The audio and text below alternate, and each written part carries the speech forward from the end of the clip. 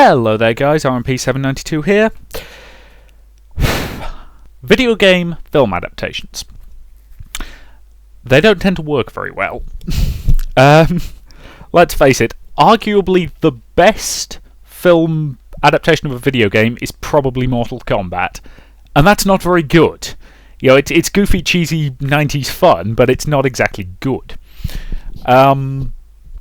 If anybody could actually point me at a genuinely good one, I'll be surprised. But even things like Wing Commander, which were that was directed by Chris Roberts, who was the actual creator of the Wing Commander games, somehow managed to make a much worse movie than they did the cutscenes for the game. So I don't know. But the reason I'm talking about this is that I was just flicking through my Twitter feed, and there was an article that PC Gamer's just put up, whereby apparently J.J. Abrams has been in talks with Valve and might be making a Half-Life movie or a Portal movie, and yeah, so here's what I'm going to do. I'm going to start by talking about video game movies in general, and then go on to talk about that specifically and how I would want to see it done. So the first reason that video game movies tend to suck is that they are made by people who don't care about video games.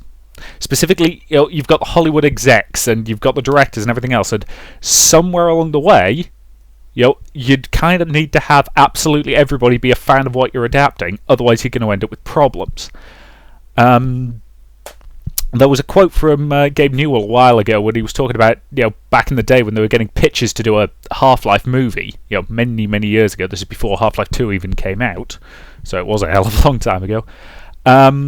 And one of the things he basically said was they were just pitching story after story after story, and he's just thinking, well, this isn't the story we told in the game, so what's the point of even calling it an adaptation? And that's ultimately the problem. The big one that I think exemplifies this is Prince of Persia. And here's the thing, I don't hate the Prince of Persia Sands of Time movie. It's a competent, if not particularly great action movie. But its big problem is that I just compare it very unfavourably to the video game. Because I just look at it and go, well, they changed that for no reason. They changed that for no reason. Why is the prince now a commoner rather than actually being a prince? And you just think, oh god, yep. And it ultimately comes down to lack of respect for the source material. This is Hollywood people thinking they know better, and they can tell a better story than the game they're trying to adapt. And all they're doing is basically taking character names and name recognition. And the thing is, in the Prince of Persia film, they didn't even take the goddamn character names. Let's face it, the prince does not have a name in any of the games. He's just the prince.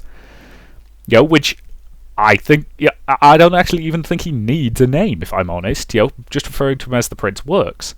And the female lead having her name changed from Farah to whatever the hell her character name was, was why?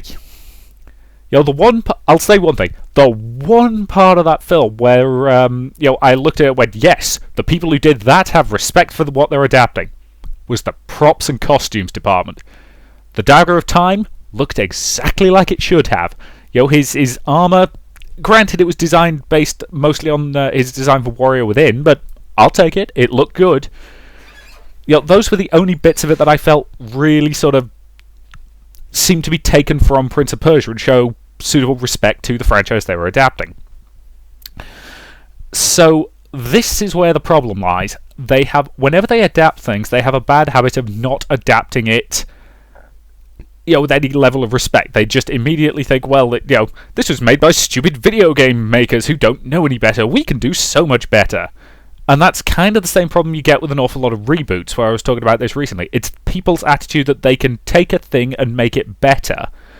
And more often than not, they either take out bits that people liked, they take out bits that were good, or they just change things for no suitably, no good reason.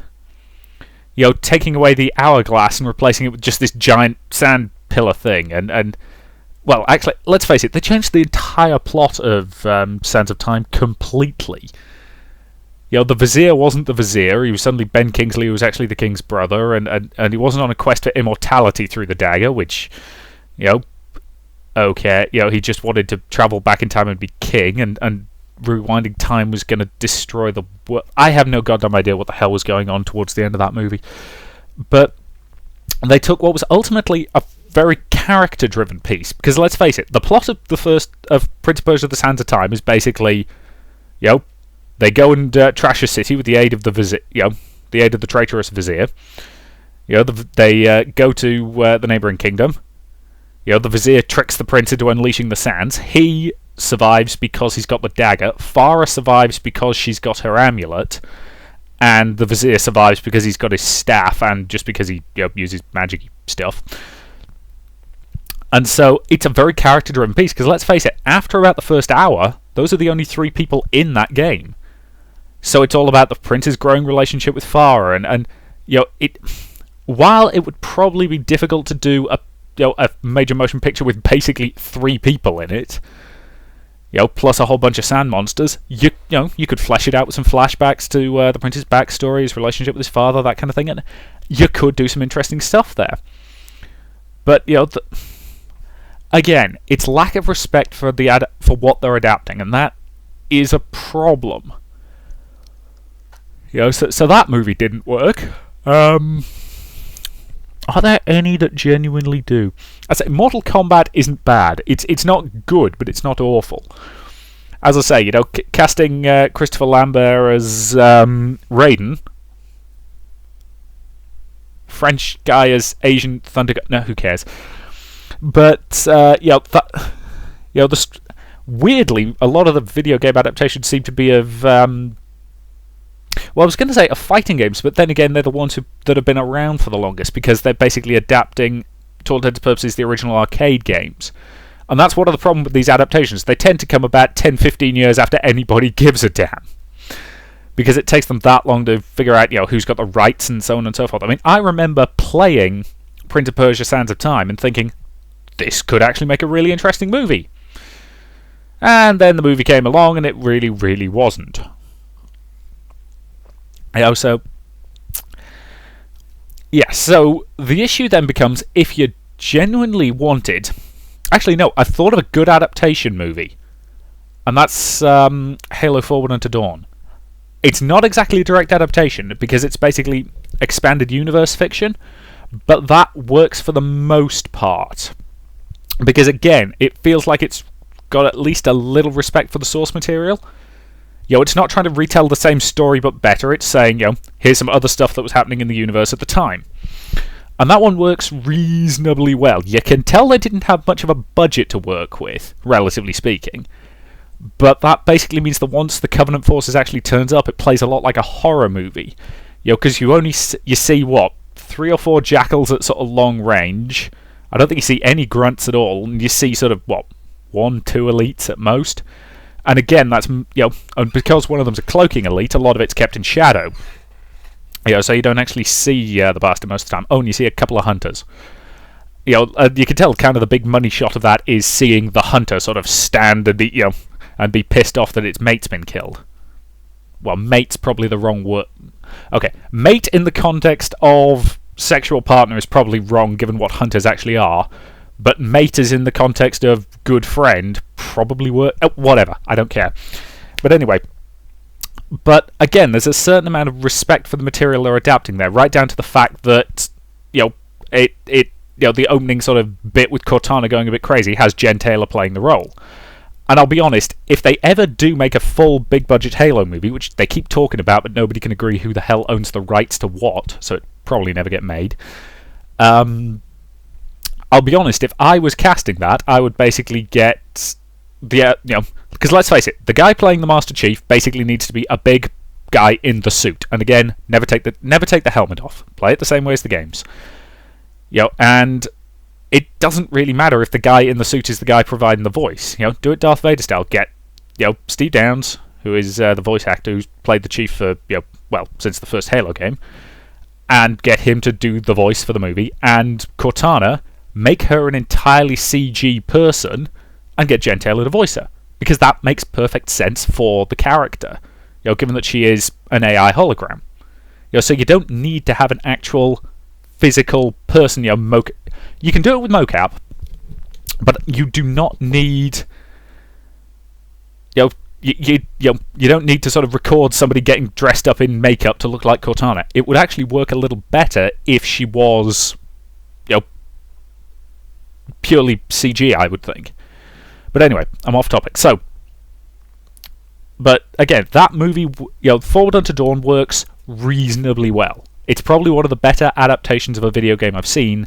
Again, because it doesn't try and replace what's already there; it expands upon it, which is fine. So, Half-Life movie. How to do it? For one thing, you do it first person. This is the best way to act. Because let's face it, anybody you cast as Gordon Freeman, the second they open their mouth, the video game fans are going to go, "Oh, no, wrong voice." Because, of course, Gordon Freeman never, ever utters a goddamn word. So I would do it almost as a found footage horror movie in terms of there's a film that's been doing the rounds at a couple of film festivals very recently, and I can't for the life of me remember its name. I remember seeing a trailer for it, where the entire film is basically shot from first-person view. That is the way to do a Half-Life movie. You keep yourself completely inside Gordon Freeman's skin, and in fact, you don't let anybody ever see Gordon Freeman's skin. As in, you make sure there are no shots of his hands until after he's in the HEV suit.